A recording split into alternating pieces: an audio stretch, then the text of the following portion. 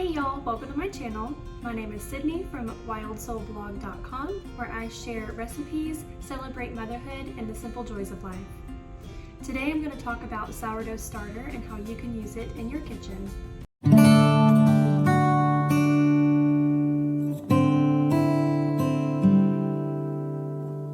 Sourdough starter is used as a leavening agent in baked goods in your kitchen, but you can also use it in things like pie crust that don't necessarily rise very much. So what is sourdough? Sourdough is the combination of any kind of flour and filtered water, and you actually allow it to sit out at room temperature on your counter and let it ferment. The fermentation process creates the growth of good bacteria and microbes such as yeast. And the yeast is what is present in baked goods that allow it to actually rise. Sourdough starter is known for its smell and taste, but more recently it's been recognized for its health benefits. Because of the good bacteria that grow inside the sourdough starter, it's actually gut healthy. The bacteria present in the sourdough starter help to break down the wheat and gluten within the bread product that you're eating, allowing it to be more digestible.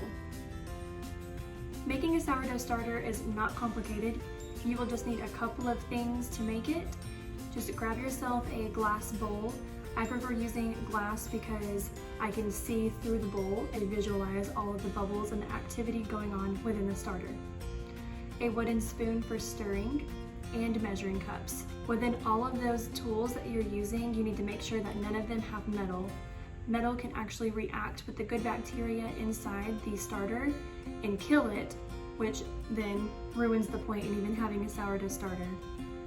You can choose any flour that you like. You can use unbleached all-purpose, einkorn, whole wheat, even gluten-free options are totally acceptable. And the great part is, if at any point in the sourdough starter process you want to change the flour that you're using, it's so versatile and is super easy to do just that.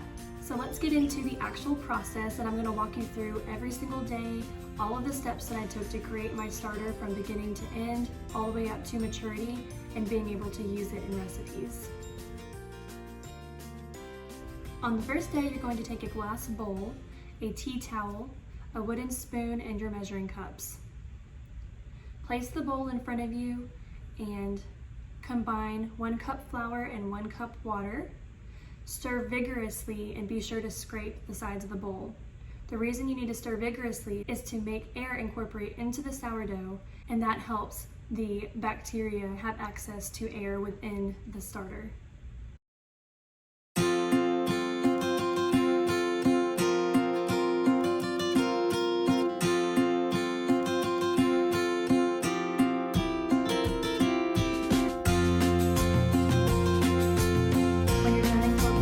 Just put the tea towel on top of the bowl and set it aside on the countertop at room temperature for 24 hours.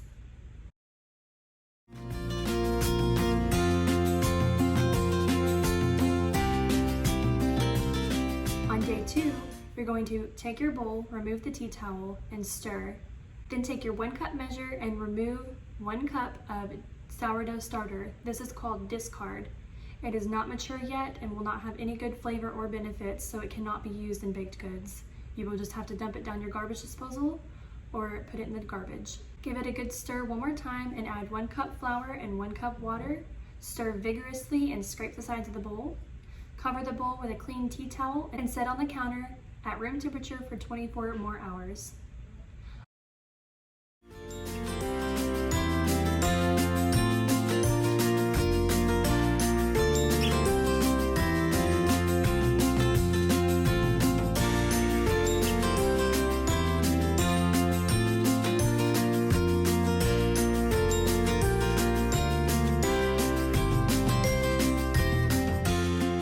Days 3 through 5, you're going to continue the same process that I explained for day 2. So I will show you that process for the days 3, 4, and 5 that I did.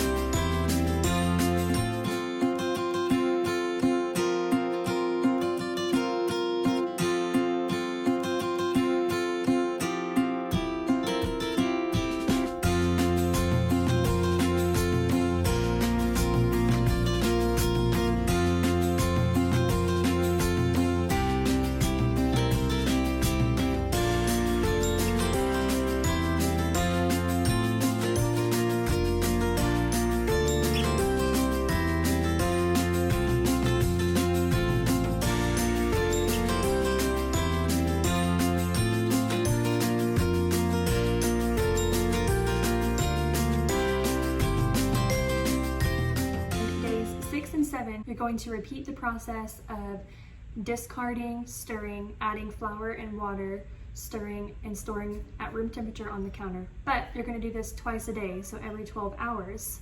This provides the bacteria in the starter with fresh ingredients more frequently and allows it to grow more rapidly.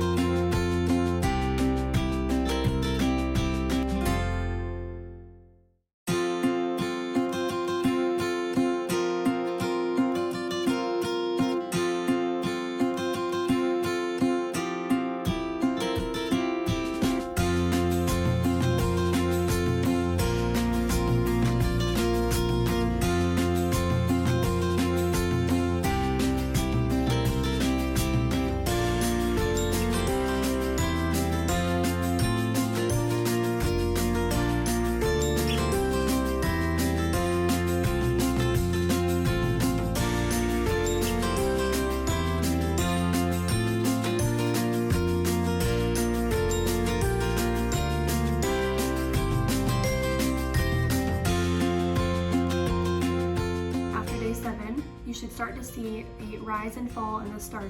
That means once you feed the starter, you're actually going to see a peak of after 4 hours or so, the starter will actually rise up to a certain point and then begin to deflate.